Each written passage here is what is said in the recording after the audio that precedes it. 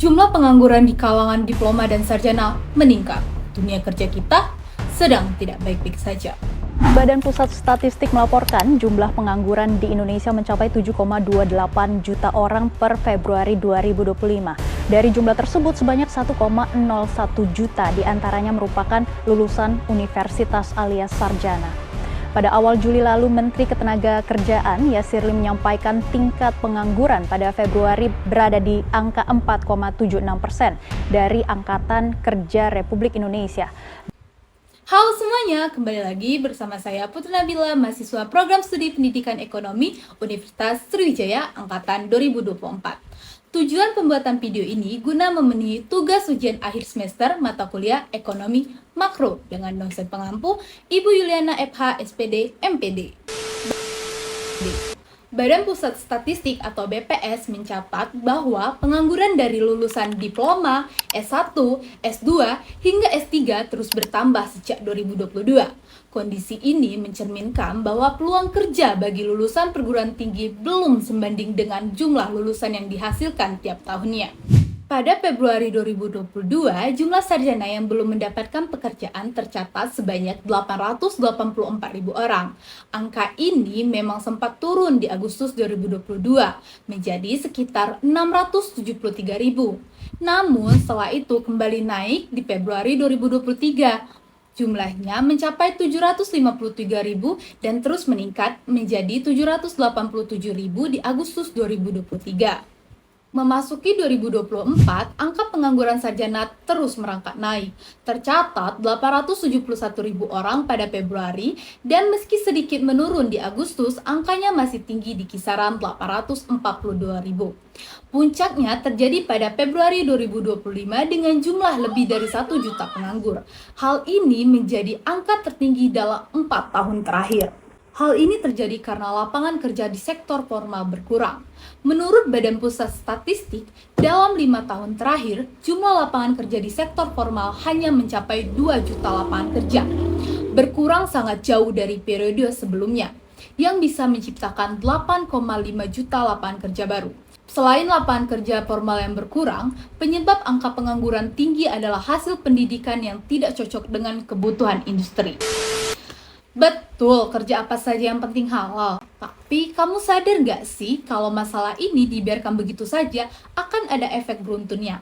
Jika lulusan sarjana tidak tertampung di sektor formal, mereka akan mencari pekerjaan lain dan bersaing dengan lulusan SMA, SMK, SMP, sampai SD. Otomatis mereka akan berebut lapangan pekerjaan yang jumlahnya pun begitu-gitu aja. Padahal saat ini Indonesia sedang mengalami bonus demografi yang membuat jumlah angkatan kerja juga meningkat. Bonus demografi ini terjadi ketika jumlah penduduk usia produktif lebih banyak dibandingkan lansia dan anak-anak. Selain itu, terbatasnya lapangan kerja di sektor formal seringkali menyebabkan terjadinya setengah pengangguran. Tenaga kerja terdidik terpaksa bekerja pada bidang yang tidak sesuai dengan kualifikasi mereka, atau bekerja dengan jam kerja yang sangat rendah. Hal ini menyebabkan pemanfaatan modal manusia atau human capital menjadi tidak optimal, yang pada akhirnya menghambat pertumbuhan produktivitas nasional. Dampak selanjutnya adalah penurunan daya beli dan ketidakstabilan konsumsi. Pekerja informal seringkali menghadapi ketidakpastian pendapatan dan tidak memiliki jaminan sosial seperti uang pesangon atau asuransi. Ketidakpastian ini mendorong perilaku menabung karena berjaga-jaga, yang secara teoritis dapat menurunkan konsumsi rumah tangga secara agregat. Padahal, konsumsi adalah motor utama pertumbuhan ekonomi Indonesia. Dan yang terakhir adalah basis pajak yang sempit. Pekerja sektor formal biasanya membayar pajak penghasilan dan perusahaan formal membayar pajak badan. Jika jumlahnya sedikit, penerimaan negara berkurang. Dampaknya, ruang fiskal pemerintah untuk membiayai infrastruktur, pendidikan, dan kesehatan jadi terbatas. Terus, kemana penduduk usia produktif mencari penghasilan? Ya sudah pasti ke sektor informal. Bedanya, tenaga kerja di sektor formal dan informal, kalau sektor formal ada standar upahnya, ada jaminan sosialnya, dan ada juga aturan hukumnya. Sedangkan yang informal tidak memiliki ketiganya. Sejak 2019, angka pekerja sektor informal di Indonesia terus meningkat setiap tahunnya. BPS mencatat dari 147 juta penduduk bekerja pada Agustus 2025, lebih dari setengahnya atau sekitar 85,35 juta adalah pekerja informal dan hanya sekitar 62,57 juta yang merupakan pekerja formal. Tingginya angka pengangguran di kalangan lulusan pendidikan tinggi tentu menjadi perhatian tersendiri bagi pemerintah. Kementerian Pendidikan Tinggi, Sains dan Teknologi sebagai lembaga yang menaungi pendidikan tinggi sepatutnya mengambil langkah konkret untuk menjembatani lulusan perguruan tinggi dengan dunia kerja. Salah satu upaya yang sempat berjalan dan cukup efektif adalah program magang dan studi independen bersertifikat atau MSIB.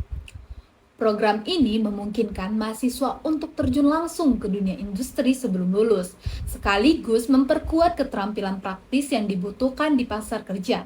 Selama 7 batch pelaksanaannya hingga tahun 2024, MSIB diklaim mampu mengurangi kesenjangan antara keahlian mahasiswa dan kebutuhan industri.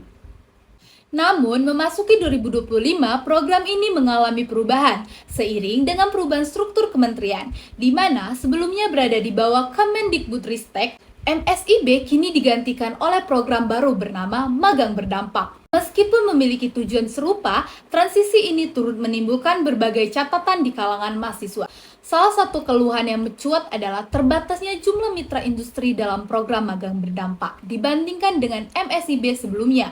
Mengutip data resmi Kemendiktisaintek pada MSIB Batch 7 yang digelar pertengahan 2024, tersedia sebanyak 369 mitra magang.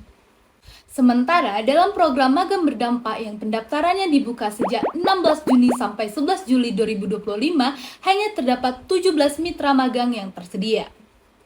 Kondisi ini memicu kekhawatiran bahwa akses mahasiswa terhadap pengalaman kerja industri menjadi jauh lebih terbatas.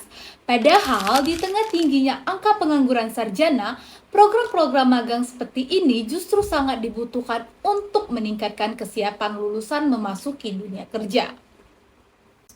Selain itu, untuk mengurai benang kusut ini, kebijakan fiskal dan moneter juga harus diarahkan pada stimulasi investasi di sektor manufaktur yang padat karya serta hilirisasi industri. Transformasi ekonomi dari basis komoditas menuju industrialisasi bernilai tambah tinggi, menjadi kunci utama untuk menciptakan ekosistem bisnis yang ekspansif, sehingga mampu menyediakan wadah formal yang lebih luas bagi jutaan pencari kerja setiap tahunnya. Baiklah, itu yang dapat saya sampaikan. Sampai jumpa di tugas selanjutnya. Bye-bye!